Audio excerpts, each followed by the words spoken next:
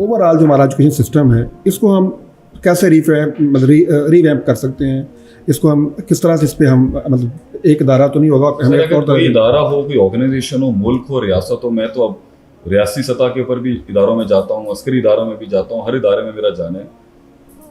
ہر چیز ہوتی ہے کہ وہ لوگ جو کام کر رہے ہیں ان کے پیچھے مائنڈ سیٹ, تھاٹ اور پرسپیکٹو, پیراڈائم, مقصد کیا ہے. ہم اسپرچل لوگ ہیں سر, مسلمان ایک روحانی مخلوق ہے. ہماری دنیاوی سارے اصول, ہماری مادہ پرستی, ہماری حیثیت, ہمارے جتنے بھی فزیولوجیکل ایسپیکٹس اور پیراڈائمس ہیں وہ روحانیت سے مافوق نہیں ہو سکتے. کل بھی مجھ سے ایک پوڈ کاسٹ میں سوال کیا ہے ڈاکٹر سبیل نے کہ اسلامی بزنس میں اور دوسری, میں نے کہا اسلامی تجارت کے اندر لین دین سب جو بھی چل, اس میں نبی صلی اللہ علیہ وسلم نے روحانیت کو ہمیشہ انسانی ضرورت کے اوپر رکھا, تو ایک بیلنس رہے, تو ایک قربانی اور ایثار رہے گا آگے سے. تو ملک کے ایجوکیشن سسٹم کے اندر اگر بنیاد میں ایک ادارے کے روحانی لوگ نہیں بیٹھے ہوئے, اسپرچل لوگ نہیں بیٹھے ہوئے, کٹنے مرنے والی سوچ نہیں ہے ان کے اندر, اپنا جسم, اپنا خون, اپنا مال دینے والے لوگ نہیں بیٹھے ہوئے, تو یہ ایجوکیشن کمرشلائز ہوگی. یہ ایجوکیشن جب کمرشلائز ہوگی اور جب اس کو اسٹیٹ سپورٹ نہیں کرے گی تو پھر دین کی کورسز کو بھی چارج کرنا پڑ جاتا ہے. آفیشلی یہ سب اسٹیٹ کے اندر ہونا چاہیے تھا.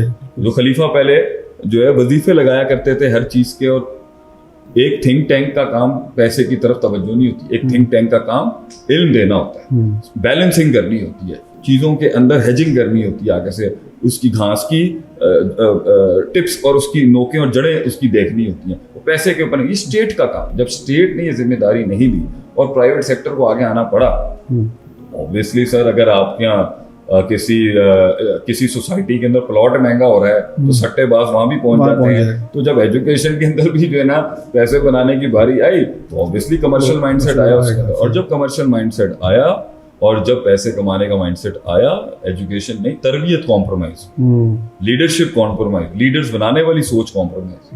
ایک مسند پہ جا کے امام حسین رضی اللہ تعالیٰ عنہ ایک انبیاء کے منہج پر قربانیاں دینے والے, ان کو وہ سوچ ختم ہو, وہ بالکل ہی غائب ہو گیا. اس لیے پھر وہ سسٹم آیا جس نے ان کو فٹ کرنے والے سسٹم والی ایجوکیشن, وہ انقلابی ایجوکیشن.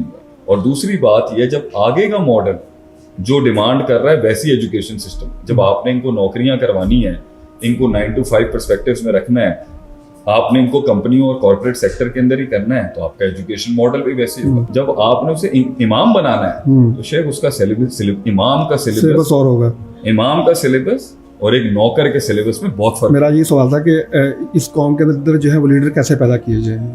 دیکھیں, ما من مولود الا یولد علی الفطرہ, every child is born natural. Allah نے ہر انسان کو فطرت پہ پیدا کیا, اور فطرت میں کوئی انسان کبھی بھی فی نفسہ ہی کبھی بھی غلام نہیں تھا. اسے اللہ نے اپنی قوتوں اور اپنے سارے ادراکات, احساسات, جذبات, اپنے سارے ایموشنل انٹیلیجنس, انٹلیکچوئل کوشنٹس, اپنی سارے انر پرسپیکٹیوز کے ساتھ آزاد بنایا.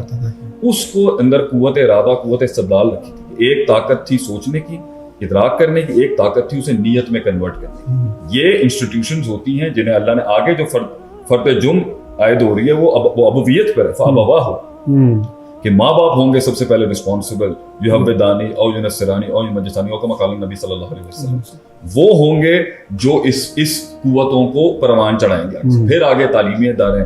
تو سب سے بڑی بات ہے پوری چین کے اندر ہی, پوری چین میں للہیت نہیں ہے, پوری چین میں روحانیت نہیں ہے, پوری چین کے اندر مقصد نہیں ہے, پوری چین میں موت نہیں ہے کہ ایک دن اللہ سے ملنا ہے, آخرت. جب پوری چین میں وہ پرسپیکٹیو نہیں ہوگا, وہ پیراڈائم نہیں ہوگا, تو وہ چین کہیں نہ کہیں سے متصل نہیں ہوگی, وہ ٹوٹے گی اور وہ مفادیت پہ جائے گی, اور وہ مفاد پرستی انسان کو پھر اپنے ویژن سے ہٹائے گی. پوائنٹ یہاں پر یہی ہے کہ جو بیس لائنز ہیں وہ بیس لائن دین ہے, وہ بیس لائن روحانیت ہے, اور اسی کو سامنے رکھ کے جو ہے بچے کی تکمیل ہو سکتی ہے. اگر یہ چیزیں اس میں اتاری جائیں گی وہ نیچرلی پہنچے گا وہیں جہاں اسے فطرتاً ہونا چاہیے.